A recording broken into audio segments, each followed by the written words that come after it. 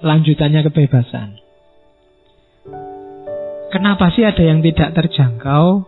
Ya, karena all can be free internally in mind, none can be free without in body.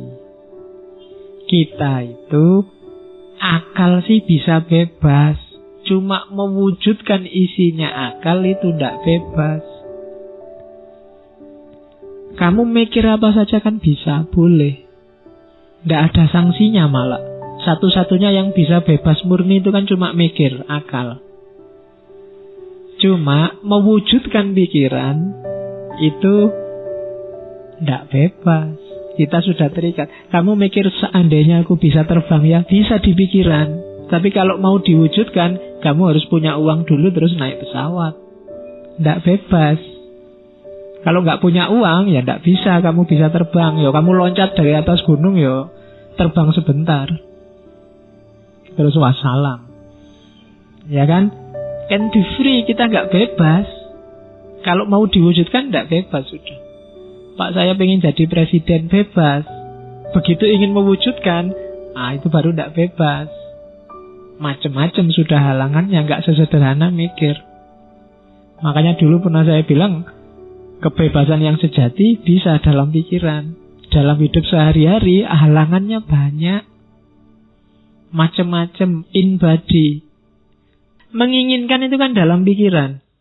Bebas, kamu bisa. Kalau sekedar menginginkan bisa apa saja. Tapi kalau kamu tidak hati-hati, ketika keinginan ini kamu wujudkan, kamu akan dicegat oleh banyak sekali halangan. In body, realitas sehari-hari.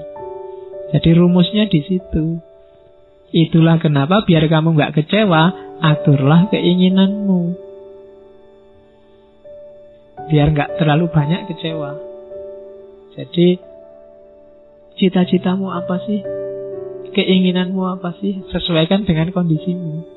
Tidak sesuai juga tidak apa-apa. Tapi ketika tidak sesuai, lahirnya kekecewaan atau perbudakan tadi. Pikiranmu itu kamu bikin apa aja bebas. Murni masih ada di pikiran, itu bebas. Tidak ada orang dituntut, nggak ada orang dimarahi. Saya membayangkan seandainya saya jadi wali, Pak. Nah itu kan orang, ya serapopo, mikir rodok ya rapopo, cuma di pikiran. Tapi kalau mau diwujudkan, halangannya banyak. Jadi rumusnya itu, kebebasan itu bisa dalam kamu mikir. Tapi begitu mewujudkan bebas, kamu akan ketemu banyak sekali halangan-halangan. Karena hidup ini coraknya katanya Stoik tadi fatalistik. Terus ini yang teori lain dari stoicisme, namanya teori apate. Apate itu nanti jadi akar kata, kalau bahasa Indonesia namanya apatis. Apatis itu kan kesannya sudahlah, tidak usah mikir hasilnya, paling ya begitu kan, itu apatis. Cuma arti aslinya begini, apatis itu apa? Orang melakukan sesuatu tanpa mikir hasilnya. Yang penting lakukan aja sebaik-baiknya sesuatu itu. Mbok hasilnya apa nanti? Itu apa tuh? Gambarannya kayak orang mana?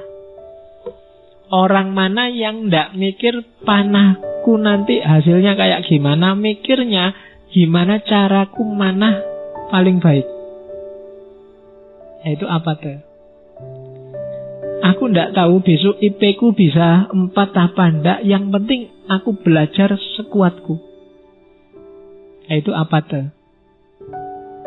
Aku ndak ngerti ngaji filsafat ini, aku paham apa enggak. Yang penting teko sak kuat-kuatku ngantuk tak tahan-tahan. Itu apa tuh? Apatis. Jadi hidup itu rumusnya ini. Kita ndak bisa menguasai hasil, tapi kita menguasai proses. Itu tadi yang saya bilang, kelompok Stoa ini banyak diadopsi nanti gagasannya oleh agama-agama baik Kristen maupun Islam. Kamu kan menyebutnya hari ini bau Asy'ariyahnya kan ada. Jadi kita menguasai usaha tapi tidak menguasai hasil. Itu namanya kalau di Stoa kiasannya kayak orang mana. Apakah panahnya nanti tepat sasaran atau enggak masalah. Yang penting kita sudah berusaha semaksimal mungkin. Seandainya enggak tepat, kita enggak menyesal. Yang penting kamu sudah belajar sekeras mungkin. Kalau hasilnya enggak maksimal, kamu enggak menyesal.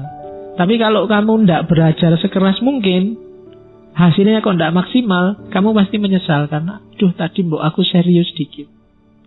Kiasannya kayak mana. Tidak usah peduli hasilnya nanti kayak apa. Yang penting sudah memberikan semuanya. Kalau hasilnya belum maksimal, ya sudah, itu jalannya mungkin. Takdirnya mungkin. Nah, itu kiasannya pemanah. Teorinya namanya apate. Di Indonesia konotasinya agak negatif. Apatis.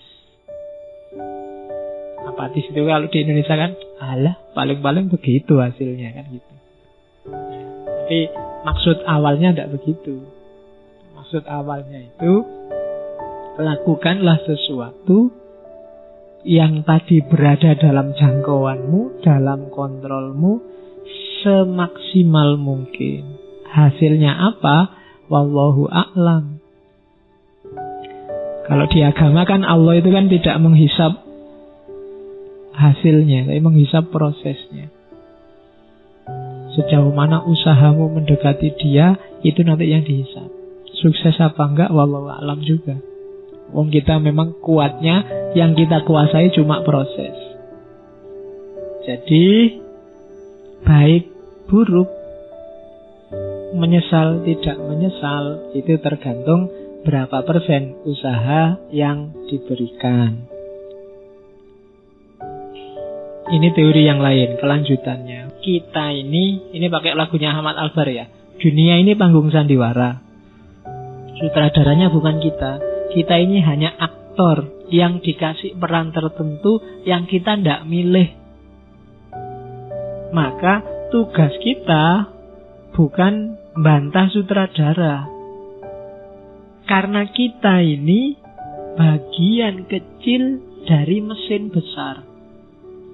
Kalau kita nggak main sebaik-baiknya, mesin besar ini akan kacau. Jadi santri, jadilah santri yang baik. Jadi guru, jadilah guru sebaik-baiknya. Jadi adik, jadilah adik sebaik-baiknya. Jadi kakak, jadilah kakak sebaik-baiknya. Maka mesin hidupmu akan bagus, normal, produktif. Jangan setengah-setengah. Jadi mahasiswa setengah-setengah. Jadi guru setengah-setengah. Jadi kakak juga setengah-setengah. Yo, hasilnya tidak bagus. Mesinmu tidak akan muter dengan bagus. Kita itu bagian. Kalau kamu jadi kakak yang bagus, adikmu jadi adik yang bagus, ibumu ibu yang bagus, ayahmu ayah yang bagus, keluargamu jadi keluarga bagus, produktif. Pemimpinnya harus bagus, rakyatnya juga harus bagus. Tidak bisa salah satu. Yang penting kan kuncinya pemimpin. Sebagus-bagusnya pemimpin, kalau rakyatnya kacau, ya tetap kacau. Karena ini organisme besar. Bahkan organisme besar ini tidak sekedar keluarga, tidak sekedar negara, tapi alam semesta. Jangan dikira chaosnya Suriah itu ya Suriah saja. Imbasnya pasti ke Indonesia. Buktinya banyak Indonesia yang ketut masuk ke sana. Jangan dikira gegerannya apa hari ini. Korea Utara sama Malaysia itu urusan mereka saja. Kalau benar terjadi perang, imbasnya pasti ke sini. Wong kita ini mesin besar kok. Israel sama Iran misalnya perang, terus dua-duanya mengeluarkan nuklir. Yang kiamat bukan cuma Israel sama Iran. Ya sak dunya rusak kabeh. Karena kita organisme besar. Kalau kamu maki-maki orang misalnya, itu kan kamu tidak berperan yang bagus. Jangan dikira jeleknya kena kamu saja. Wong kamu itu bagian dari organisme besar. Keluargamu mungkin kena, kuwi anake sapa ngomong kaya ngono kuwi. Murite sapa lho, gurunya kena. Candi kuwi, daerahmu kena. Iya kan? Jadi jangan dikira urusannya cuma sama dirimu. Kita ini sekrup kecil dalam organisme besar. Maka jalankan peranmu sebaik-baiknya. Nggak usah bahas casting. Aduh, castingku kok ndak enak ini jadi adik, penginku jadi kakak. ternyata nggak punya adik, punyanya kakak, toh akhirnya jadi adik. Ya jadilah adik yang baik. Enak jadi dosen ya tinggal merentah-merentah, nugas-nugasin. Lu dosennya dulu juga pernah jadi mahasiswa. Dulu, sekarang castingnya ganti.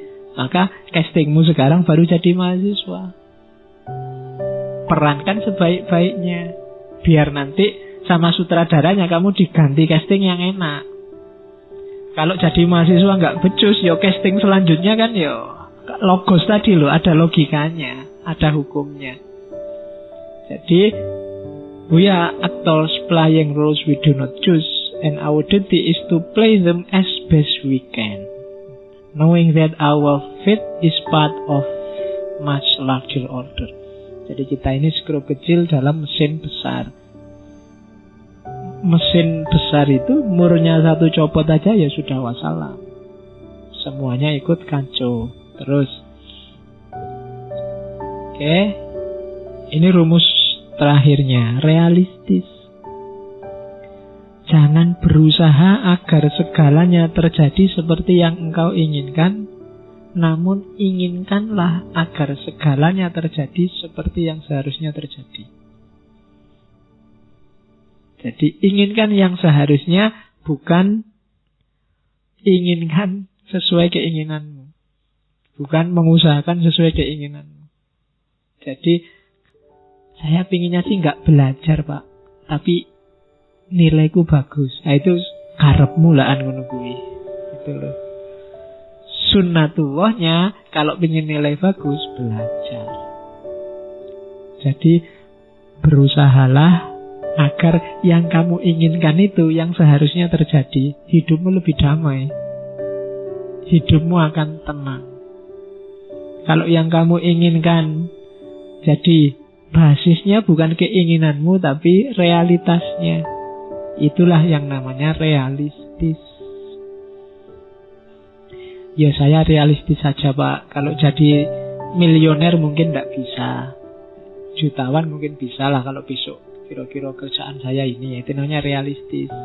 Yang kamu hitung bukan keinginanmu. Kalau manut keinginanmu sih pengenmu jadi orang paling kaya se-Indonesia, tapi ya orang mungkin. Nah itu namanya melihat fakta berdasarkan realitas, bukan berdasarkan keinginanmu.